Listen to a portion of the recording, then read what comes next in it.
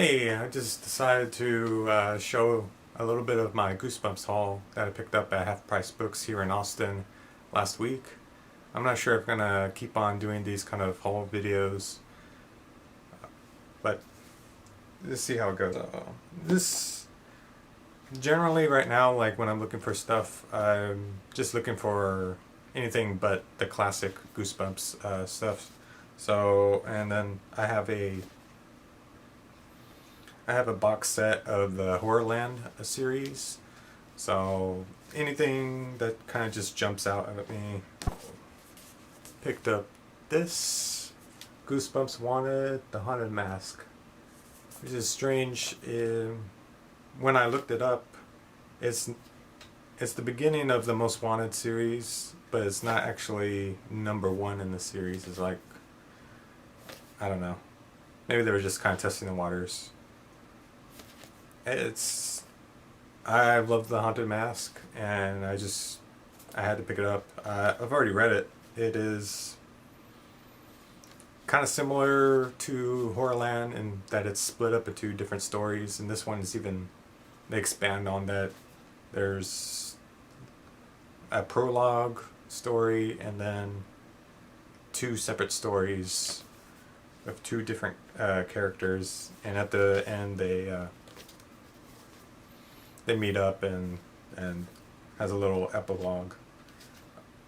I will say this is definitely a little bit more darker than the usual Goosebumps fare, especially the prologue. It gets pretty nasty.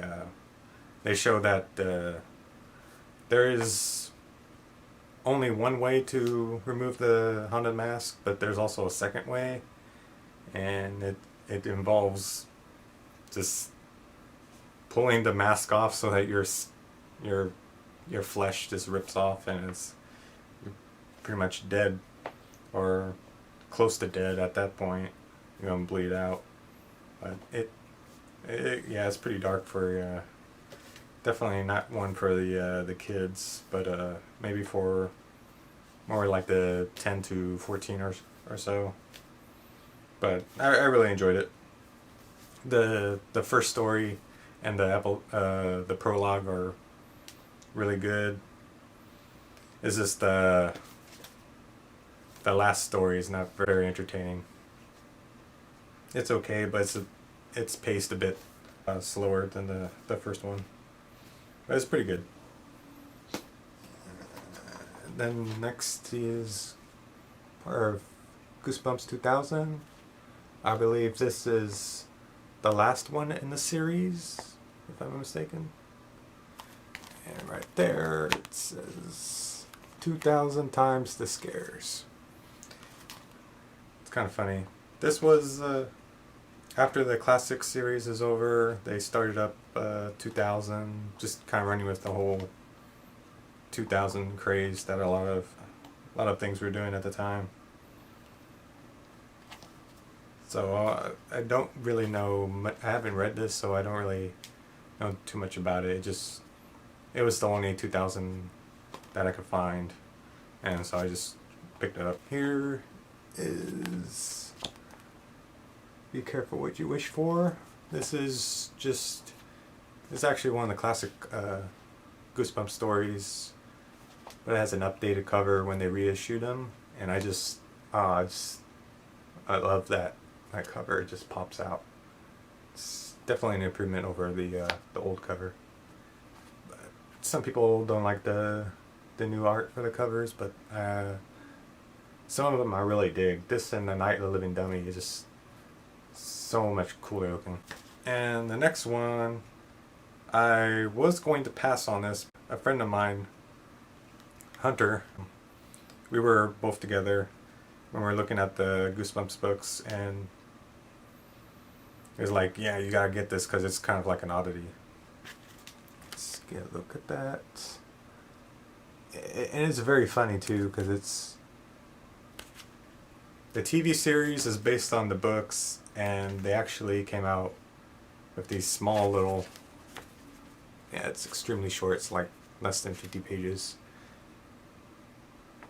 And it's a book based on the TV series, and the TV series is based on the book. It's it's funny how that works out. It's like, I guess if you wanted to read the book and you didn't have time to watch the episode, or I don't know, if you are a big fan of the TV series, which I was when I was growing up, but then I've tried to watch a couple of episodes on Netflix, and it's, compared to the books, is just really bad. But like a lot of stuff in the 90s and 80s, they have these full color pictures from the TV episode.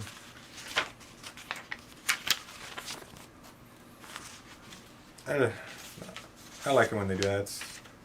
It's a nice touch. It's pretty cool. And then lastly,